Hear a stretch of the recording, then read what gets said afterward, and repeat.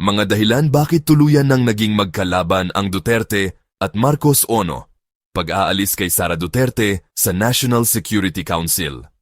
Inalis ni BBM si Vice President Sara Duterte mula sa National Security Council.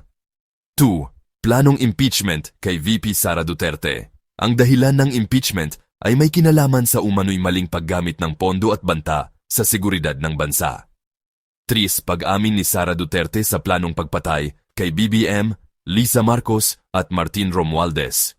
Itinuring ito ng administrasyon bilang isang seryosong banta sa pambansang seguridad. 4.